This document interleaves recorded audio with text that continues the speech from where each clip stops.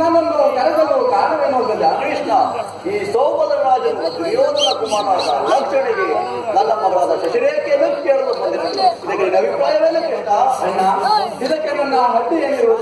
ಆದರೆ ಮೊದಲಿನಿಂದಲೇ ಅಭಿಮಾನಿಗೆ ಕೊಟ್ಟು ವಿವಾಹ ಮಾಡುವುದಾಗಿ ಹೇಳಿ ಈಗ ಲಕ್ಷಣನಿಗೆ ಕೊಡುವುದೇ ನಿಧಾನವಾಗಿ ಆಲೋಚಿಸುವಣ್ಣ. ಕೃಷ್ಣ, ಅಣ್ಣ, ಹಾಗೆ ಆಲೋಚಿಸಿದಾಯ್ತು. ಜೂಜಾಡಿ ಸೋತು ಕಾಡಿನಲ್ಲಿ ಹೊಟ್ಟೆಗಿಲ್ಲದೆ ಅಲೆಯುತ್ತಿರುವ ಪಾಂಡವರ ಸಂಬಂಧವನ್ನು ಬೆಳೆಸುತ್ತಾರೆ. ದೇವರ ಕೃಪೆ ಇದ್ದರೆ ಮದುವೆ ಏತಕ್ಕಾಗುವುದಿಲ್ಲ. ಅಕ್ರೂರರೇ, ನಿನಗೇನು ಹುಚ್ಚಿಡಿದಿರುವುದೇ? ಯಾವ ದೇವರೇ ಅಭಿಮನ್ಯು ಕಡೆ ನಿಂತರೂ ವಿವಾಹವನ್ನು ಮಾಡಿಸಲಾರ. ಅಣ್ಣ, ಒಂದು ಪಕ್ಷ ಅಭಿಮಾನಿಗೂ ಶಶಿರೇಖೆಗೂ ವಿವಾಹ ಮಾಡಿಸುವ ದೇವರು ಇದ್ದರೂ ಇರಬಹುದು. ಏತಕ್ಕೆ ಕಾತರಿಸುವೆ ಅಣ್ಣ? ಕೃಷ್ಣ, ನೀವು ಯಾರು ಏನೇ ಹೇಳಿದರು ನಾನು ಮಾತ್ರ ಆ ತಿರುಕನ ಮಗನಾದ ಅಭಿಮನ್ಯುವಿನಿಗೆ ಶಶಿರೇಖೆಯನ್ನು ಕೊಟ್ಟು ವಿವಾಹವನ್ನು ಮಾಡಲಾರೆ. ಇದೇ ನನ್ನ ಪ್ರತಿಜ್ಞೆ.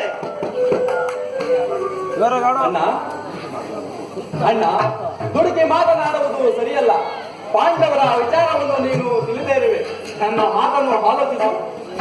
ಕೃಷ್ಣ, ಅಣ್ಣ, ನಾನಿಲ್ಲದ ವೇಳೆಯಲ್ಲಿ ಸುಮತಿಯನ್ನು ಅರ್ಜುನನ್ನು ಅಪಹರಿಸಿಕೊಂಡು ಹೋದಾಗ ನಿನ್ನ ಮುಖವನ್ನು ನೋಡಿ ಸುಮ್ಮನಿರಬೇಕಾಯಿತು. ಈಗ ಸಾಕ್ಷಾತ್ ಪರಮೇಶ್ವರನೇ ಈ ಕಾರ್ಯಕ್ಕೆ ಬಂದು ನಿಂತರು ಅಭಿಮನ್ಯುಗೂ ಶಶಿರೇಖೆಗೂ ವಿವಾಹ ಮಾಡಿಸಲಾರ.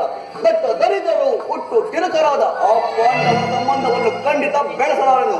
ಸೋಮದರಾಜ, ನೀನೀಗಲೇ ಹೋಗಿ ಸೋಮವನ್ನು ನಿಶ್ಚಯಿಸಿ ಲಗ್ನ ಪತ್ರಿಕೆಯನ್ನು ಕೊಟ್ಟು ಕಳಿಸಿ.